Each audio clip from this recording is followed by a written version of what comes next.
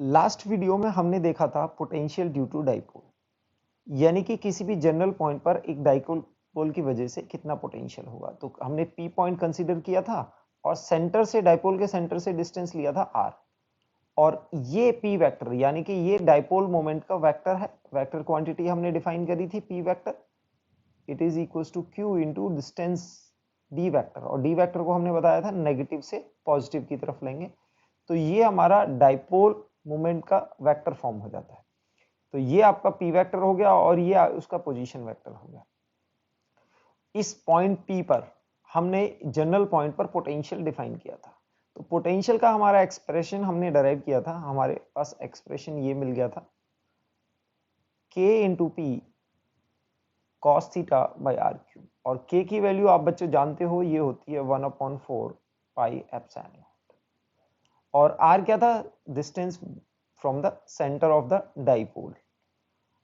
यहीं से हमने एक्सियल पॉइंट यानी कि एक्सियल पॉइंट पर कोई भी पॉइंट होगा तो वहां पर कितना पोटेंशियल निकाला था, तो उसके लिए हमारे क्या आ जाएगा, ये थीटा जीरो आ जाएगा। एक्सियल पोजीशन पर हमारा थीटा क्या होगा, जीरो हो जाएगा, और थीटा की वैल्यू जीरो यानी कि कॉस थीटा इक्वल टू 1 हो जाएगा, और हमारा पोटेंशियल की वैल्यू आ जाएगी के पी बाई आर स्क्वायर।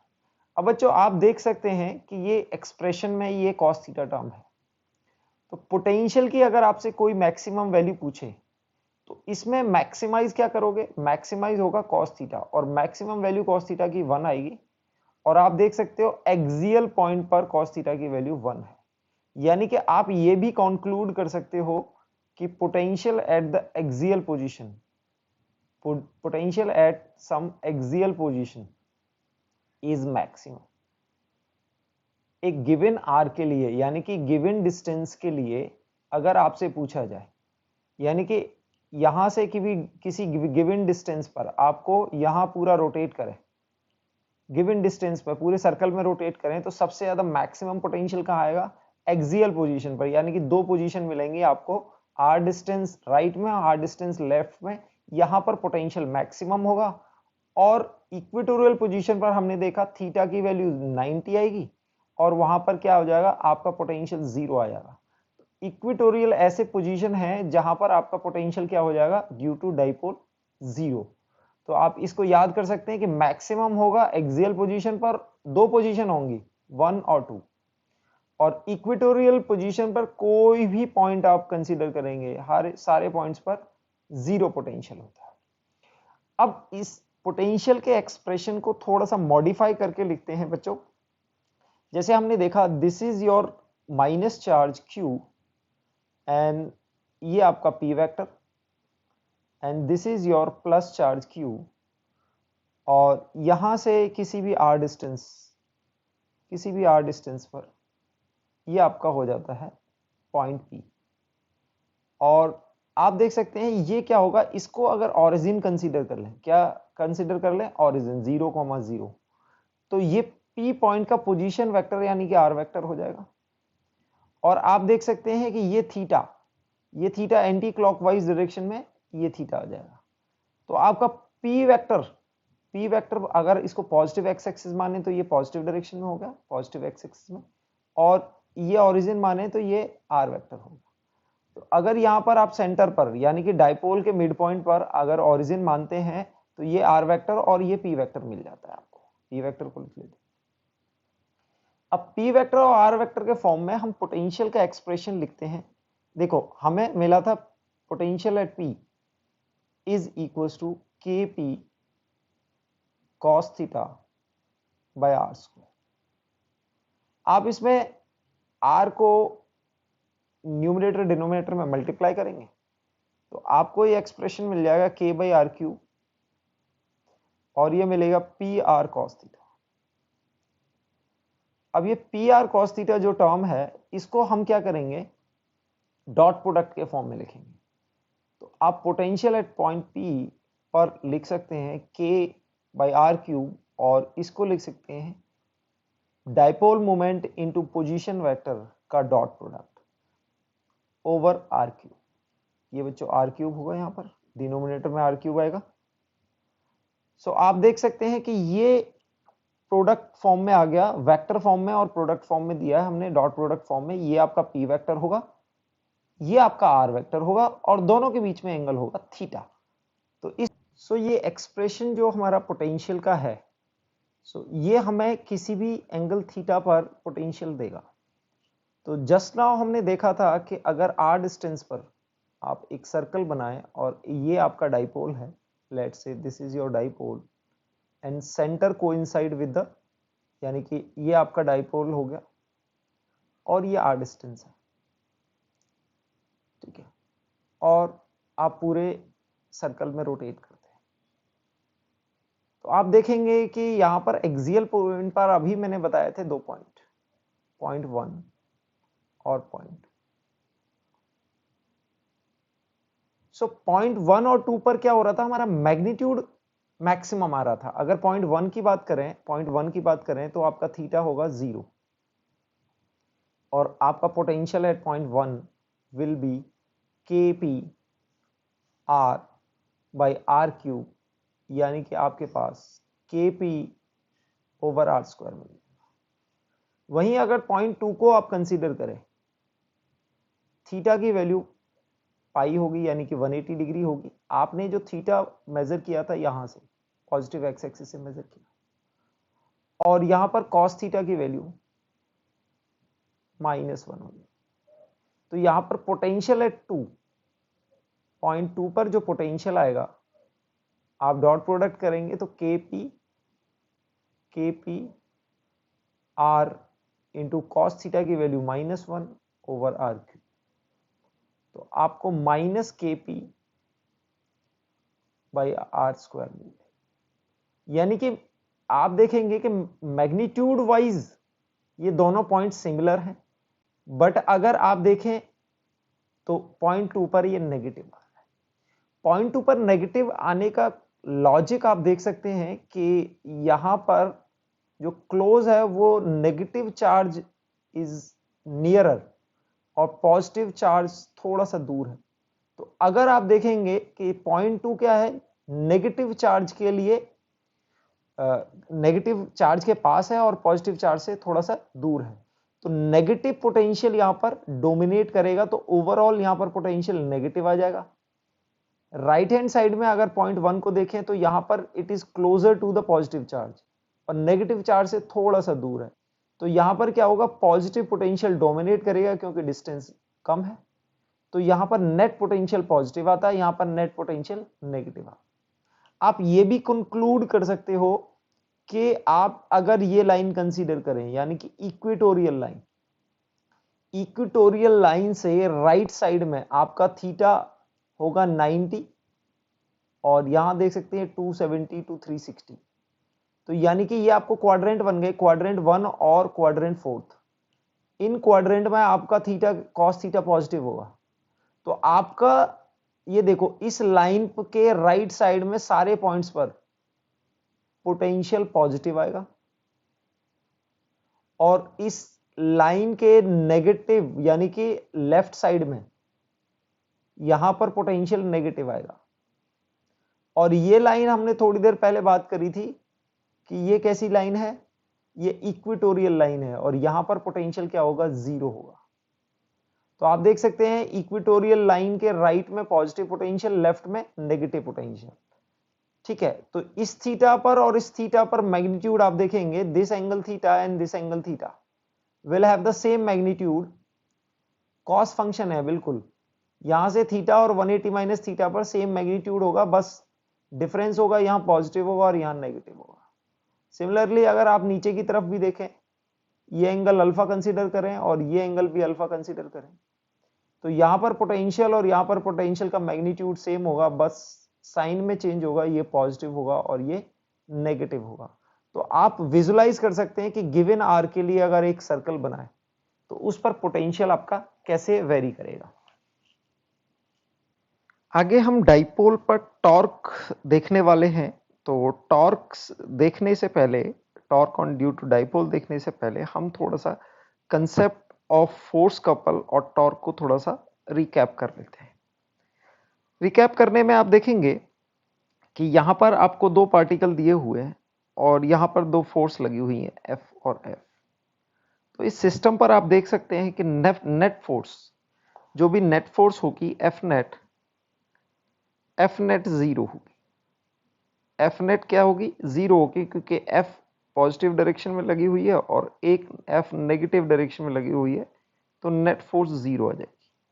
लेकिन यहाँ पर नेट टॉर्क नॉन जीरो होता है। नेट टॉर्क यानी कि टाउ नेट आप लिखें, टॉर्क को मैं टाउ से रिप्रेजेंट कर रहा हूं, टाउ नेट यानी कि नेट टॉर्क। नेट टॉर्क अगर देखेंगे आप, नेट टॉर्क को आप निकालेंगे तो नेट टॉर्क को हम कैसे लिखते हैं? हम लिखते हैं आर क्रॉस एफ। टॉर्क की बाय डेफिनेशन होती है R vector cross F vector. It can also be written as R F sine theta, और आप लिख सकते हो आर परपेंडिकुलर इंटू एफ, और you can write R into F perpendicular. क्या मतलब है आर क्रॉस एफ? यानी कि आप देखो किसी भी पॉइंट के अबाउट अगर आप टॉर्क लेंगे, लेट से हम सेंटर पॉइंट के अबाउट, तो ये आपका point of application of force हो गया, तो ये आर वेक्टर हो जाएगा। Let say this is R one vector. तो आर वन वेक्टर और एफ वेक्टर का क्रॉस प्रोडक्ट करना है, तो आप देखेंगे ये एंगल, ठीक है। So this is R vector और एफ वेक्टर के बीच में ये एंगल होगा, तो इसको हम बोल देते हैं अल्फा। तो आप देख सकते हैं हॉरिजॉन्टल लाइन अगर हम खींचे तो यहां से आपको अल्फा कैसा हो जाएगा? अल्फा प्लस थीटा 90 है, तो यहां से अल्फा की वैल्यू आपको ये एंगल मिल जाएगा। Let's say this is alpha, तो यहां पर भी ये एंगल मिलेगा आपको अल्फा, ठीक है। तो अल्फा की वैल्यू 90 माइनस थीटा हो जाएगी। तो यहां पर आप साइन थीटा नहीं लिखेंगे, इनफैक्ट यहां पर साइन अल्फा आ जाएगा, क्योंकि एंगल बिटवीन एफ वेक्टर और आर वेक्टर होता है, तो यहां पर साइन अल्फा आ जाएगा। So this is the angle between your R vector and F vector, R cross है, ठीक है। सो आप अगर दूसरे का टॉर्क देखेंगे, इस फोर्स का टॉर्क देखेंगे, तो ये रेडियस वेक्टर हो गया और ये एफ वेक्टर हो गया। तो इनके बीच में आप देखेंगे दिस इज द एंगल, ये आर वेक्टर है, again this is angle alpha और दिस एंगल अल्फा, तो यहां पर भी आर साइन अल्फा आ जाएगा। सो अगर ये दोनों के बीच में डिस्टेंस डी है, तो यहां लिख सकते हैं हम डी बाई टू। आप इसको कैसे लिख सकते हैं? D by two into F sine alpha. और आप इसका देखेंगे, देखो इस पॉइंट को आप ऑब्जर्व करें और यहां पर कोई भी फोर्स अप्लाई हो रही है, तो ये इस रॉड जैसी चीज को क्लॉकवाइज रोटेट करेगी, तो इस फोर्स का जो टॉर्क आएगा वो क्लॉकवाइज डायरेक्शन में आएगा। अब दूसरी फोर्स देखते हैं, दूसरी फोर्स भी अगर इस पॉइंट पर एक्सर्ट हो रही है और ये लेफ्टवर्ड खींच रही है, तो ये रॉड क्लॉकवाइज डायरेक्शन में ही रोटेट होगी। यानी कि इसका भी क्लॉकवाइज आया और इसका भी क्लॉकवाइज आया, तो दोनों क्लॉकवाइज डायरेक्शन में, तो हम दोनों को ऐड कर सकते हैं। This is D by two F into sine F. तो अल्टीमेटली दोनों को ऐड करोगे तो आपको आ जाएगा D F into sine alpha. तो d क्या है? It is the distance between two points. इन दोनों पॉइंट्स के बीच में डिस्टेंस है, और एंगल अल्फा क्या है कि d के बीच में और फोर्स के बीच में जो भी एंगल है उसको अल्फा। तो ये आपका टॉर्क आ जाएगा, ठीक है। आप टॉर्क को क्रॉस प्रोडक्ट के फॉर्म में भी लिख सकते हो। तो this is force couple. Force couple क्या होता है? जब नेट फोर्स जीरो हो, यानी कि equal and opposite force exert हो रही है। This is equal in magnitude but opposite in direction. In that case, force couple के केस में हमारा जो नेट फोर्स है वो जीरो होता है, लेकिन आप देखेंगे net torque is not equal to zero. Net torque is not equal to zero. ऐसे केस में एक नेट टॉर्क एक्सर्ट होता है और सिस्टम क्या होता है? सिस्टम का acceleration of centre of mass zero हो जाता है।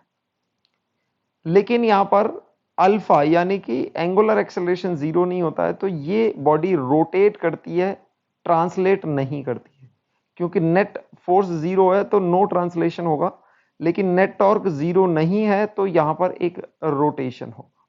तो यहां पर ये टॉर्क आ जाएगा, इस तरह से हम टॉर्क निकाल। नेक्स्ट हम देखते हैं dipole in uniform electric field. एक यूनिफॉर्म इलेक्ट्रिक फील्ड गिवन है, उसके अंदर एक डाइपोल है, ये आपका नेगेटिव चार्ज हो गया, ये पॉजिटिव चार्ज हो गया, और डाइपोल मोमेंट का जो डायरेक्शन होगा वो नेगेटिव टू पॉजिटिव डायरेक्शन। तो अब आप देखेंगे, यू विल सी कि यहां पर फोर्स एक्सर्ट होगी कुछ एफ क्यू इंटू ई, और यहां पर भी फोर्स एक्सर्ट होगी एफ। तो ये कैसा होगा, अगर यूनिफॉर्म इलेक्ट्रिक फील्ड है तो एक फोर्स कपल की तरह बिहेव करेगा। ये फोर्स कैसी होगी, एक फोर्स कपल होगा। फोर्स कपल में हमने देखा क्या होता है कि नेट फोर्स जीरो हो जाएगा, यानी कि एफ नेट जीरो हो जाएगा अगर सिस्टम पर नेट फोर्स देखें तो जीरो हो जाएगा। बट टाउ नेट यानी कि नेट टॉर्क जीरो नहीं होगा, नॉन जीरो होगा। अब नेट टॉर्क को हम निकालने के लिए हम निकाल सकते हैं कि फोर्स अगर सेंटर पॉइंट के अबाउट देखें तो हम बोल सकते हैं d/2 इंटू एफ को लिख सकते हैं q into E into sine theta. यह हमारा टॉर्क आ जाएगा, इस पर टॉर्क आ जाएगा, यानी कि ये f हो गया और ये d/2 हो जाएगा, ये d/2, यानी कि f के बीच में और इसके बीच में एंगल कितना होगा, थीटा होगा। अब आप देखेंगे कि इस पर फोर्स नेगेटिव डायरेक्शन में लगेगी, लेकिन इसका जो रोटेशन इफेक्ट आएगा क्लॉकवाइज आएगा। तो दोनों के टॉर्क को हम ऐड करने वाले हैं, तो नेट टॉर्क अगर निकालने वाले हैं तो यहां पर आएगा d/2 q into E sine theta, ये आ जाएगा। टोटल आप देखेंगे तो आपको मिल जाएगा q into D E into sine theta. आप दोनों को ऐड करेंगे, ये मिल जाएगा। तो आप टॉर्क को देख सकते हैं कि टॉर्क वेक्टर फॉर्म में अगर आप देखें तो आप इसको P क्रॉस E भी लिख सकते हैं, क्योंकि ये आपका P हो जाएगा और ये E। साइन थीटा को हम क्रॉस प्रोडक्ट के टर्म्स में लिख सकते हैं। तो आपका ये P वेक्टर हो गया और ये E वेक्टर हो गया। P क्रॉस E यानी कि आप क्रॉस करोगे, this is angle theta, this is P vector and this is E vector. जब P क्रॉस E करेंगे, आप क्रॉस प्रोडक्ट करेंगे, तो आप राइट हैंड थंब से देख सकते हैं कि P से अपने राइट हैंड की फिंगर्स को E की तरफ कर्ल करेंगे। जब भी E की तरफ कर्ल करेंगे तो आपका थंब का डायरेक्शन इनटू द प्लेन आएगा। इनटू द प्लेन का मतलब है कि ये रोटेशन क्लॉकवाइज आएगा। जो टॉर्क का डायरेक्शन है वो कैसा होगा बच्चों, into the plane. Into the plane का मतलब क्लॉकवाइज डायरेक्शन है। तो आप देख सकते हैं कि दोनों फोर्स का जो सेंस ऑफ रोटेशन है वो भी क्लॉकवाइज है। तो ये फॉर्मूला आपको नेट टॉर्क दे देता है। यहां पर जो इलेक्ट्रिक फील्ड टॉर्क लगा रहा है तो टॉर्क क्लॉकवाइज डायरेक्शन में लगा रहा है। सो आप कहीं ना कहीं ये कह सकते हैं कि जो इलेक्ट्रिक फील्ड है वो डाइपोल मोमेंट को अपने लाइन में अलाइन करना चाहता है। आप अगर देखेंगे कि अगर आपने डाइपोल को इस डायरेक्शन में कर दिया, यानी कि पॉजिटिव चार्ज इधर आ गया, नेगेटिव चार्ज इधर आ गया, तो ये फोर्स ऐसी लगेगी इन दिस डायरेक्शन, तो टॉर्क कैसा होगा, एंटी क्लॉकवाइज होगा। तो ये इलेक्ट्रिक फील्ड क्या चाहता है कि डाइपोल को अपने डायरेक्शन में अलाइन करे।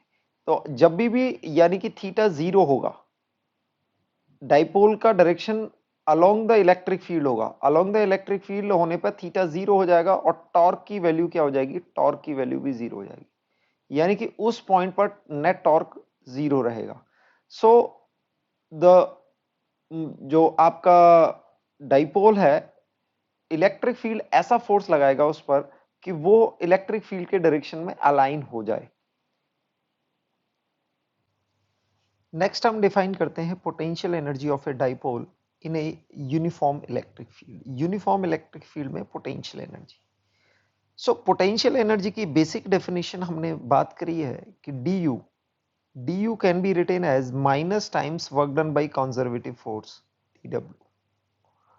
और यहां पर कंजर्वेटिव फोर्स कौन सी है, ये इलेक्ट्रिक फील्ड की कंजर्वेटिव इलेक्ट्रिक फोर्स जो है कंजर्वेटिव फोर्स है। तो जो वर्क डन करेगा इसको माइनस, और dw यानी कि टॉर्क के वर्क को बच्चों हम लिखते हैं tau D theta, tau D theta. अब इसमें थीटा की हम डायरेक्शन को थोड़ा सा वेक्टर क्वांटिटी लगा देते हैं, ठीक है ना। अब आप देखेंगे कि टॉर्क को हमने पॉजिटिव कंसीडर किया है। जब भी हमने टॉर्क को लिखा था, टॉर्क को क्या लिखा था हमने, पी क्रॉस ई। तो पी क्रॉस ई जब भी लिखा था तो टॉर्क हमने पॉजिटिव कैसा कंसीडर किया था, क्लॉकवाइज डायरेक्शन में हमने पॉजिटिव कंसीडर।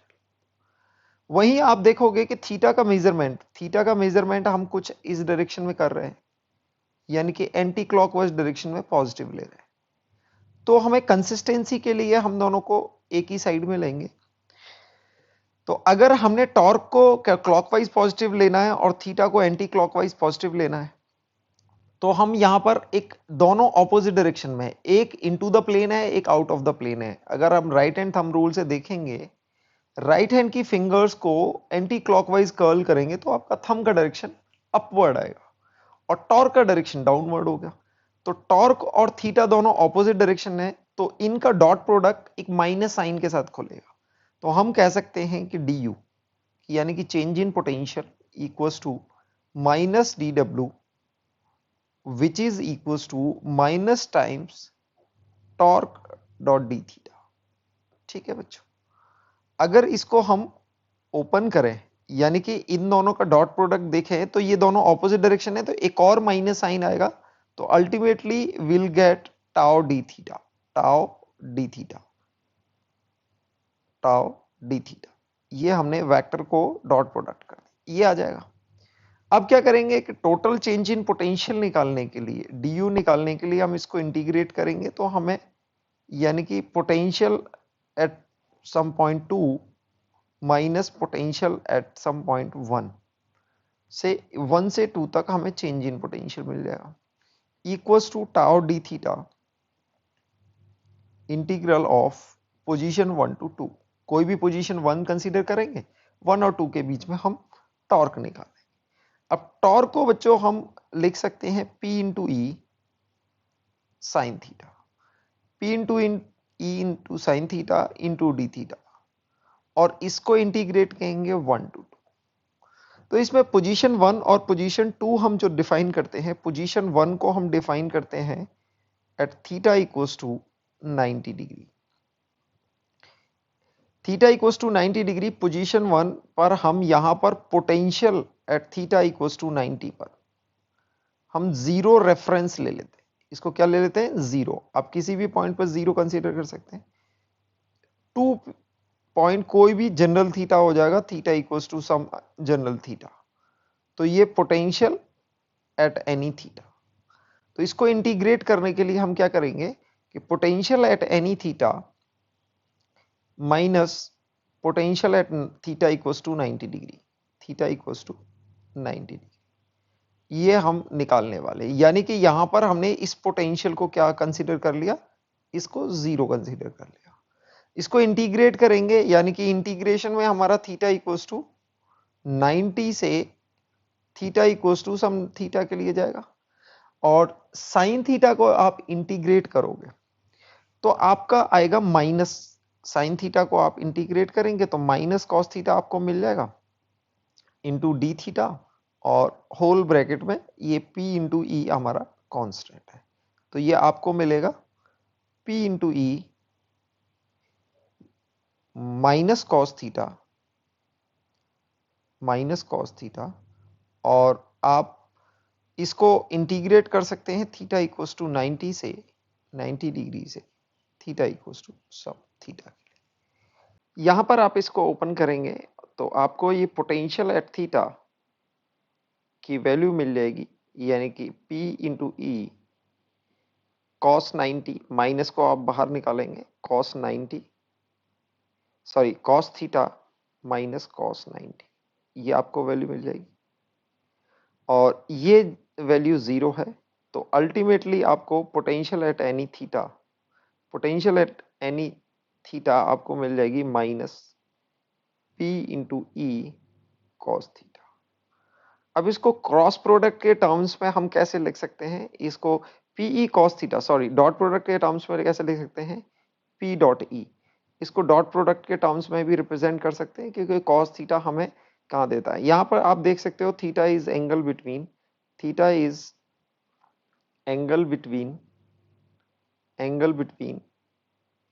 पी वेक्टर और ई वेक्टर, यानी कि डाइपोल मूवमेंट में और इलेक्ट्रिक फील्ड वेक्टर में जो एंगल है वो थीटा है। आप देख सकते हैं यहाँ पर थीटा क्या है, इलेक्ट्रिक फील्ड और डाइपोल मूवमेंट के बीच में एंगल है। तो यहाँ पर आप पी डॉट ई से आप कॉस थीटा को रिप्रेजेंट कर सकते हैं, तो ये माइनस साइन आएगा, तो ultimately you have theta equals to minus P dot E. तो इस तरह से आप पोटेंशियल एनर्जी डिफाइन कर सकते हैं।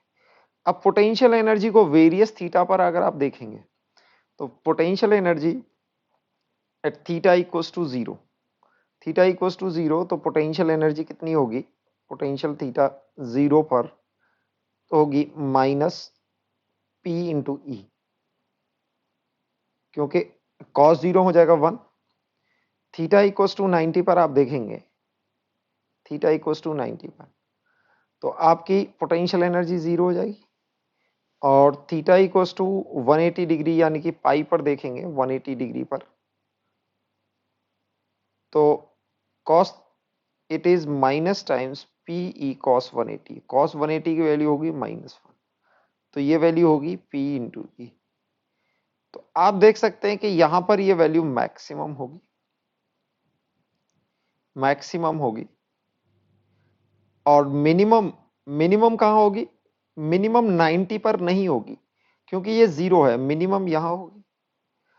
तो आप एक कर्व के थ्रू अगर देखें कि ये पोटेंशियल एनर्जी है, potential at theta is defined as minus PE cos theta, ठीक है। तो पोटेंशियल एनर्जी और थीटा का अगर हम कर्व बनाए, हम एक्स एक्सिस पर थीटा कंसीडर कर लेते हैं, एक्स एक्सिस पर थीटा कंसीडर कर लेते हैं और वाई एक्सिस पर हम पोटेंशियल एनर्जी कंसीडर कर लेते हैं, ठीक है। सो हमारी पोटेंशियल एनर्जी जो वेरी करने वाली है वो प्लस पीई से माइनस पीई पर वेरी करने वाली है, माइनस पीई वेरी करने वाली है। तो ये कर्व कहीं ना कहीं माइनस कॉस थीटा, आप देखते हो कि कॉस थीटा का कर्व कुछ ऐसे होता है, ये कॉस थीटा का कर्व है और हमारा ये एक्सप्रेशन क्या है, माइनस कॉस थीटा। तो ये कर्व जैसे इसका रिवर्स होगा तो कुछ ऐसे हो जाएगा, तो ये कैसा होगा, ये कुछ रिवर्स हो जाएगा। तो आप देखेंगे तो ये कर्व माइनस कॉस थीटा का कुछ ऐसे बनेगा, ये आप लाइन भी ड्रॉ कर सकते हैं, this is PE and this is minus PE. So आप कर्व को ड्रॉ करेंगे, it will be like this, ठीक है। तो आपको ये वैल्यू यहां देख सकते हैं कि ये वाली value this is 0, pi by 2 यानी कि 90 डिग्री होगा, और ये वैल्यू पाई पर, ये अगेन 3 पाई बाई 2 पर आएगी, और ये वैल्यू आप देख सकते हैं कि ये 2 पाई पर आएगी, 2 पाई और 0 डिग्री, ठीक है। अगर इसको थोड़ा सा लेफ्ट वर्ड में और एक्सटेंड करें तो यानी कि थीटा को आप नेगेटिव ले जाएं, थीटा नेगेटिव का मतलब है बच्चों आप उसको क्लॉकवाइज डायरेक्शन में ले जाएं। जैसे थीटा आपका पॉजिटिव क्या था कि आप इसको एंटी क्लॉकवाइज डायरेक्शन में लेंगे, लेकिन आप थीटा को क्लॉकवाइज डायरेक्शन में भी टर्न करते हैं तो थीटा नेगेटिव हो जाएगा। अगर आप इसको नेगेटिव में भी अगर थोड़ा सा ड्रॉ करना चाहें तो कुछ इस टाइप का कर्व आएगा। तो यहां पर आप देख सकते हैं कि पोटेंशियल एनर्जी वर्सेस थीटा का कर्व मिल गया, this is theta, this is your theta. तो पोटेंशियल एनर्जी और थीटा में आप देख रहे हैं कि यहां पर ये आपका एनर्जी वेल्ड जैसी चीज बन रही है, तो यहां पर du by D theta zero है, du बाई डी थीटा यानी कि इसकी स्लोप जीरो है। तो ये पॉइंट आप बोल सकते हैं ये पॉइंट होगा स्टेबल इक्विलिब्रियम का। कौन सा होगा, ये पॉइंट आपका स्टेबल इक्विलिब्रियम का होगा, स्टेबल इक्विलिब्रियम का। स्टेबल इक्विलिब्रियम का क्यों होगा, क्योंकि ये पॉइंट हमें क्या डिफाइन करता है, du by D theta, du by D theta zero है और D square you by D theta, D square भाई डी थीटा क्या आएगा, पॉजिटिव आएगा, पॉजिटिव आएगा। तो ये मिनिमम एनर्जी है, मिनिमम एनर्जी है, इसका माइनस टाइम्स करेंगे तो नेगेटिव आ जाएगा, ठीक है ना। तो मिनिमम एनर्जी ये maximum potential sorry stable stable equilibrium define करती है।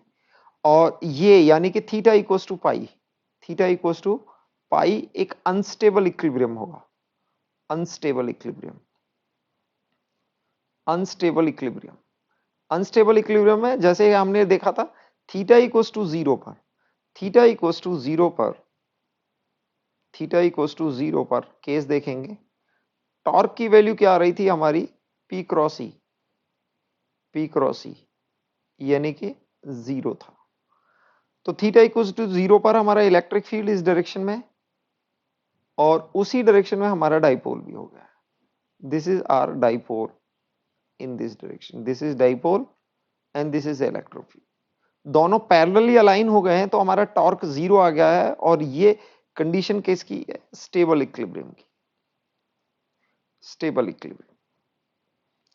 स्टेबल इक्विलिब्रियम में अगर आप देखोगे कि अगर आप अपने डाइपोल को इधर रोटेट करते हो तो यहां पर पॉजिटिव पर इधर फोर्स लगेगी, नेगेटिव पर इधर फोर्स लगेगी और टॉर्क कैसा लगेगा, एंटी क्लॉकवाइज लगेगा और फिर इसको वापस इसकी पोजीशन पर ले आएगा जो कि पैरेलल ऑफ इलेक्ट्रिक फील्ड है। आपने थीटा एंटी क्लॉकवाइज डायरेक्शन में ऐसे किया तो यहां पर ये पॉजिटिव चार्ज है, ये फोर्स इधर लगेगा और इस नेगेटिव चार्ज पर फोर्स इधर लगेगा और आप देखेंगे नेट टॉर्क ऐसे क्लॉकवाइज डायरेक्शन में लगेगा तो वापस ये डाइपोल इसी डायरेक्शन में आ जाएगा। तो ये पोजीशन कैसी कहलाती है, ये स्टेबल इक्विलिब्रियम की पोजीशन कहलाती है। अब दूसरी कैसे है, दूसरी है अनस्टेबल इक्विलिब्रियम यानी कि theta equals to pi, theta equals to pi पर आप देखेंगे ये कैसा होगा, आपका ऑपोजिट डायरेक्शन में होगा। ये इलेक्ट्रिक फील्ड है और आपका डाइपोल ऑपोजिट डायरेक्शन में होगा, ये होगा ऑपोजिट डायरेक्शन। तो आप देख सकते हो कि यहां पर नेट टॉर्क जीरो है, again P cross E is also zero. But जैसे ही आपने इसको थोड़ा सा डिस्टर्ब किया यानी कि अपने डाइपोल को थोड़ा सा ऐसे किया तो this is your positive and this is your negative. तो इस पर इधर फोर्स लगेगा, इस पर इधर फोर्स लगेगा और ये क्लॉकवाइज डायरेक्शन में एक टॉर्क लग जाएगा। तो अगर इसको आपने क्लॉकवाइज रोटेट किया तो और ज्यादा क्लॉकवाइज रोटेट होके ये ऑपोजिट डायरेक्शन में ऐसे टर्न हो जाएगा। आपने नीचे की तरफ इसको रोटेट किया यानी कि एंटी क्लॉकवाइज डायरेक्शन में, सो this is your positive charge and this is your negative charge. इस पर फोर्स राइट वर्ड लगेगा, इस पर नेट लेफ्ट वर्ड लगेगा और फिर ये एंटी क्लॉकवाइज डायरेक्शन में रोटेट हो जाएगा। तो आप देखेंगे कि जैसे ही आपने इस पोजीशन से डिस्टर्ब किया तुरंत आपका क्या होगा, डाइपोल रोटेट हो जाएगा और ये कंडीशन कैसी होगी, अनस्टेबल इक्विलिब्रियम की, अनस्टेबल इक्विलिब्रियम।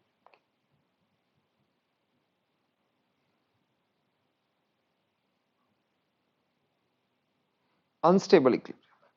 तो बच्चों जहां स्टेबल इक्विलिब्रियम आता है तो हम कहीं ना कहीं वहां एसएचएम को देखते हैं।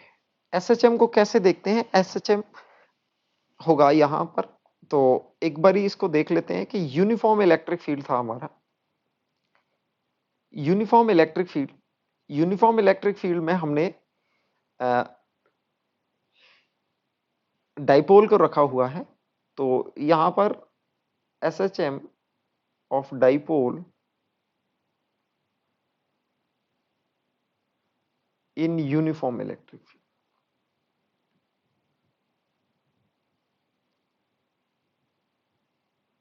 यूनिफॉर्म इलेक्ट्रिक फील्ड में डाइपोल को रख देते हैं। तो आप ये देखेंगे कि थीटा इक्वल्स टू जीरो, हमने बताया कैसी पोजीशन है, स्टेबल इक्विलिब्रियम, स्टेबल इक्विलिब्रियम यानी कि इक्विलिब्रियम है और स्टेबल इक्विलिब्रियम है। तो हमें क्या चाहिए, देखो एंगुलर एसएचएम के लिए हमें थीटा कैसा, टाउ कैसा प्रोपोर्शनल चाहिए एंगुलर डिस्प्लेसमेंट के। अगर हम बोल देते हैं कि दोनों चार्जेस हैं, दोनों का मास m है और दोनों का मास m है, ये डिस्टेंस d हमें पता है, तो यहां पर बोल सकते हैं टॉर्क जीरो है थीटा इक्वल्स टू जीरो पर। सो हम बोल सकते हैं कि टॉर्क, टॉर्क को हम क्या लिख सकते हैं, torque is defined as P cross E। So torque को फर्दर हम लिख सकते हैं PE sin theta, PE sin theta for smaller angular displacement, for smaller angular displacement small theta, यानी कि आपने थीटा बहुत छोटा है, थीटा इतना बड़ा नहीं लिया, यानी कि स्टेबल पोजीशन से हल्का सा आपने इसको डिस्प्लेस किया है, angular displace theta. So you can write sine theta is nearly equals to theta, इसको नियरली इक्वल्स टू थीटा लेते हैं। सो यहां पर टॉर्क आपको क्या मिल जाएगा बच्चों, PE इंटू थीटा, ये मिल जाएगा। तो आपका कैसा आ गया, now torque is proportional to theta. अगर आपका स्मॉलर डिस्प्लेसमेंट है तो इट विल एग्जीक्यूट SHM, तो ये SHM की इक्वेशन आ जाती है। तो बच्चों यहां से आप अल्फा को भी निकाल सकते हैं। अल्फा को कैसे निकाल सकते हैं, आप टॉर्क को क्या लिख सकते हैं, टॉर्क को क्या लिख सकते हैं, आई अल्फा, यानी कि moment of inertia, torque is P into E into theta. So I यहां पर मोमेंट ऑफ इनर्शिया है,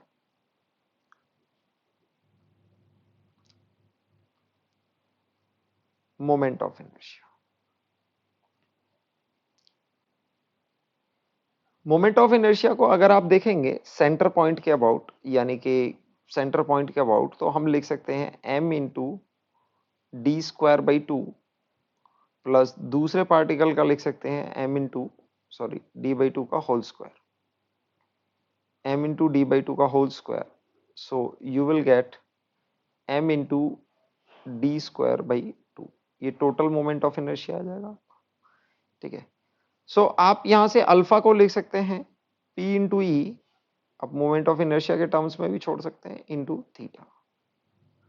तो ये बच्चों इस टर्म को बोलते हैं एंगुलर फ्रीक्वेंसी, यानी कि हमारा alpha is proportional to omega square theta, ये this omega is angular frequency. और ये एंगुलर फ्रीक्वेंसी से हम इसका टाइम पीरियड डिफाइन कर सकते हैं। सो इसका time period T is given by 2 pi by omega, 2 pi by omega. तो यहां पर आपने देखा हमने किसको इक्वेट किया है, omega square equals to PE by I. तो ओमेगा की वैल्यू होगी P, यानी कि dipole moment into electric field divide by moment of inertia. तो 1 अपॉन ओमेगा क्या होगा, 1 upon omega will be 2 pi under root of I, यानी कि moment of inertia divide by PE। तो ये बच्चों आपको क्या मिल जाएगा, T is the time period of oscillation of a dipole in a uniform an uniform electric field। एक यूनिफॉर्म इलेक्ट्रिक फील्ड में अगर डाइपोल को आप ऑसिलेट कराते हैं तो ये आपको टाइम पीरियड की वैल्यू मिल जाती है। इस क्वेश्चन में हमें दिया हुआ है an electric dipole of dipole moment 2I plus 3J microcoulomb per meter is placed in a uniform electric field. Electric field given as 3I plus 2K into 10 to the power 5 Newton per coulomb. Find the torque on the dipole and potential energy of the dipole. तो यहाँ पर हमें potential energy और torque निकालना है dipole के ऊपर। तो इसको प्रोसीड करने के लिए हम क्या यूज करेंगे, सो टॉर्क का जो हमारा फॉर्मूला होता है, torque is given as P cross E, यानी कि P वेक्टर और E वेक्टर का क्रॉस प्रोडक्ट करेंगे हम। सबसे पहले तो हम P वेक्टर और E वेक्टर का क्रॉस प्रोडक्ट कैसे कर सकते हैं, जैसे कि हमारे पास हो गया torque vector will be given as P हमारा हो गया 2I plus 3J, cross product करेंगे 3I प्लस 2K। ये माइक्रो कूलम है तो इसको 10 power -6 coulomb metre into 10 power 5 newton per coulomb. तो यूनिट हमारी हम SI यूनिट में कर सकते हैं इसको। तो यहाँ पर टॉर्क निकालने के लिए हम इन दोनों का क्रॉस प्रोडक्ट करेंगे। तो आप देखेंगे कि आई को आई के साथ करेंगे तो 0 आएगा, आई को आई के साथ करेंगे तो 0 आएगा, आई को के साथ करेंगे तो बच्चों आप देखो आई जे और के, तो आई को जे के साथ करते हैं के मिलता है, और जे को के साथ करते हैं तो आई होता है, और के को आई के साथ करते हैं तो जे होता है। अगर इसी ऑर्डर में करते हैं तो पॉजिटिव होता है, रिवर्स ऑर्डर में करेंगे तो नेगेटिव होगा। तो आप देखेंगे दूसरा हमने करना है आई इंटू के, आई इंटू के यानी कि रिवर्स ऑर्डर हो गया तो ये माइनस जे आएगा। तो यहां पर हम कर सकते हैं आई इंटू के, 2 इंटू 2 4, तो ये -4 जे हो जाएगा। थर्ड जो आता है हमारा वो जे इंटू आई आता है। देखो आई इंटू जे के होता है, लेकिन जे इंटू आई करेंगे तो माइनस के होगा। तो आप देखेंगे 3 इंटू 3 यानी कि -9 जे इंटू आई यानी कि -9 के मिल जाएगा। नेक्स्ट आता है जे इंटू के, जे इंटू के प्लस आई मिलता है, तो जे इंटू के प्लस आई करेंगे तो +6 आई, और ये पावर देखेंगे +6 है, ये -6 है और ये +5 है, तो ये हो जाएगी 10⁻⁻1 न्यूटन मीटर।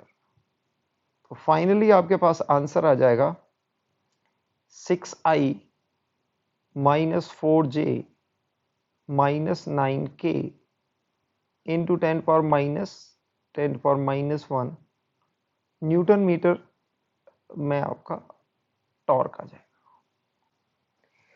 पोटेंशियल एनर्जी की बात करेंगे तो पोटेंशियल एनर्जी हम डिफाइन करते हैं -P.E, और P.E यानी कि पोटेंशियल एनर्जी को हम लिखेंगे 2i + 3j into 3i + 2k।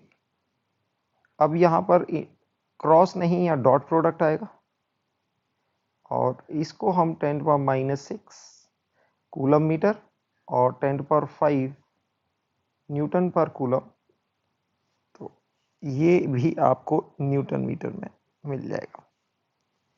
सो आप इसको देखेंगे कि आप ना आई का आई के साथ होगा, जे और के का 0 हो जाएगा, तो ये आपको मिल जाएगा 10 इंटू 10⁻⁻1 न्यूटन मीटर यानी कि 0.6 जूल।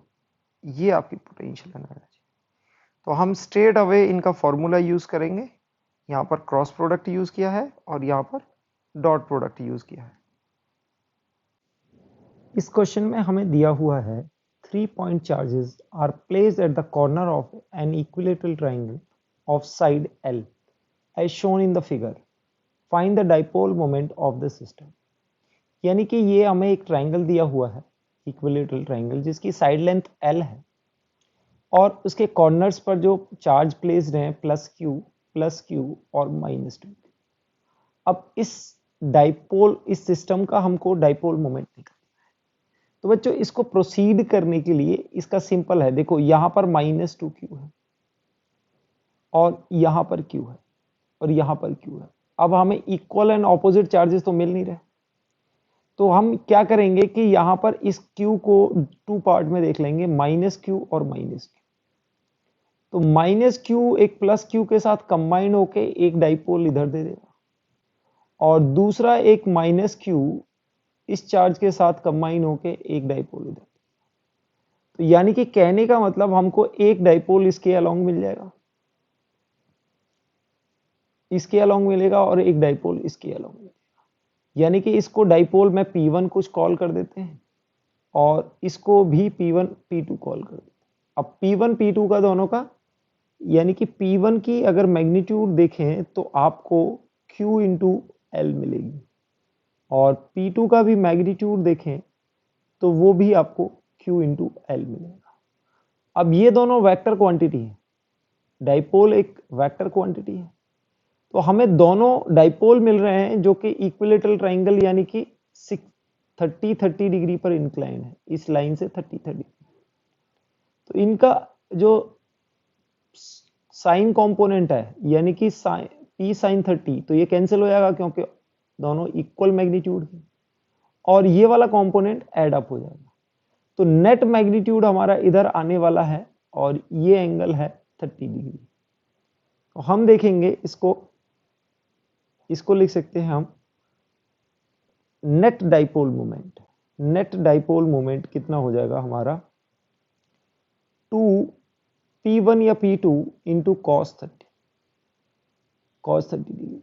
cos 30 डिग्री की वैल्यू देखेंगे तो नेट डाइपोल मोमेंट हमारे पास आ जाएगा √3 इंटू p1। cos 30 डिग्री की √3/2 वैल्यू डाल देंगे और p1 की वैल्यू कितनी है √qn। तो इस तरह से हमें इस सिस्टम का डाइपोल मिल जाएगा।